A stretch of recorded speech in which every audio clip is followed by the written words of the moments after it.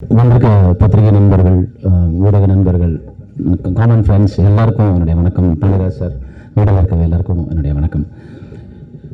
ஆக்சுவலாக மிகப்பெரிய நன்றி நான் ஈராஸ் இன்டர்நேஷ்னல் சொல்லணும். ஏன்னா ஹிந்தி படங்கள்லையும் சரி, மற்ற லாங்குவேஜில் பண்ணும்போதும் சரி, ஈராஸ் இன்டர்நேஷ்னல் கான்செப்ட் ட்ரிவன் ஃபிலிமுக்கு முதல்ல மரியாதை கொடுக்குறவங்க தான். ஸோ இந்த வருஷம் இந்த படம் மட்டும் இல்லை, ஒரு கிடாரின் கர்மனும் கான்செப்ட் ட்ரிவன் ஃபிலிம் அவங்க பண்ணிகிட்ருக்காங்க. So one of the finest producer I could ever made. Sagar sir, Siddhi, Arun, எல்லோரும், ரோஷன், எல்லோரும் நிறைய ஹெல்ப். ரெண்டாவது ஆக்சுவலாக முதல்ல ராணு செல்லப்பா, அவர் என்கிட்ட மீட் பண்ணும்போது வாசல் ஒரு நண்பர் மூலமாக தான் எனக்கு பழக்கமானார். இந்த ஸ்கிரிப்டை சொன்னார். இவர் என்னடா சின்ன பையனாக இருக்காரு, நீங்கள் என்ன படிக்கிறீங்களா அப்படின்னு கேட்டேன். நான் இல்லை சார், நான் இந்த மாதிரி பாண்டியராஜ் சார்ட்ட அசிஸ்டன்ட் ஒர்க் பண்ணேன். கதை சொல்லுங்க, ரொம்ப பிடிச்சிருந்தது. ஏன்னா சின்ன வயசில் என்டர்டெயின்மெண்ட்டுங்கிற ஒரு விஷயம் என்ன, ஒரு தீபாவளியோ பொங்கலோ ஏதாவது வந்ததுன்னா முதல்ல வீட்டில் ஆசீர்வாதம் வாங்கி காசை வாங்கிட்டு போய் தியேட்டரில் போய் படம் பார்ப்போம்.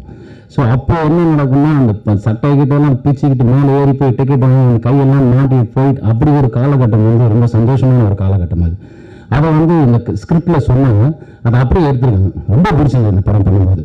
ரஜினி ரசிகராக வர நடிக்கிறீங்க, கட் அவுட்டுக்கு பின்னாடி இவ்வளோ பெரிய பாலிடிக்ஸ் இருக்குங்கிற ஒரு விஷயமும் எனக்கு ராமச்சந்திர பாசம் வந்ததுக்கப்புறம் தான் தெரிஞ்சுது.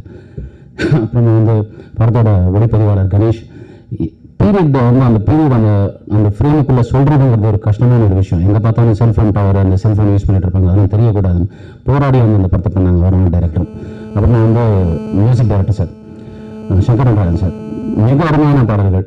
அதில் இமான் சார் ஒரு பாட்டு பாடியிருக்காரு, ரொம்ப பிரமாதமாக பாடியிருக்காரு. அப்புறம் எனக்கு ஆக்சுவலாக இது வரைக்கும் பாடலாக பெரிய வெற்றி பாடல்கள் எதுவும் நினைச்சதே இல்லை.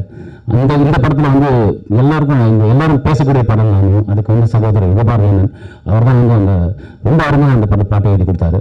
அப்புறம் ஒரு நாள் ராம கூப்பிட்டு வாங்க ஒரு வாய்ஸ் டெஸ்ட் எடுக்கணும் அப்படின்னு சொன்னார். என்னங்க அப்படின்னு போனால் ஒரு வரியை கூப்பிட்டு நல்ல ஹை பிச்சில் பாடுங்க, கத்தி பாடுங்க, நீங்கள் பாடுங்க கேட்டிருக்கேன். ஸோ அந்த மாதிரி அதில் பாட வச்சாங்க. அப்படி தான் பாடினேன் சார். நான் ப்ரொஃபஷனல் சிங்கர்லாம் கிடையாது சார், பாண்டியராஜ் சார் கவலைப்படாதீங்க, நான் பண்ண மாட்டேன். And one of those. அண்ட் அப்புறம் அதுக்கு மேலே நான் நன்றி சொல்கிறதுக்குன்னா, அந்த படத்தில் ஒர்க் பண்ண அசிஸ்டன்ட் டைரக்டர்ஸ் எல்லாருமே சரி ரொம்ப கோஆப்ரேட் பண்ணாங்க.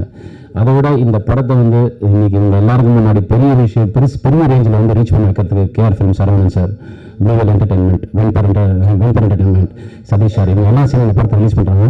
It's going to be one of the finest film. Please to come and watch the film in theatre. Thank you so much to everyone. Today Cinema நேயர்களுக்கு நன்றி, வணக்கம். Please subscribe to Today cinema.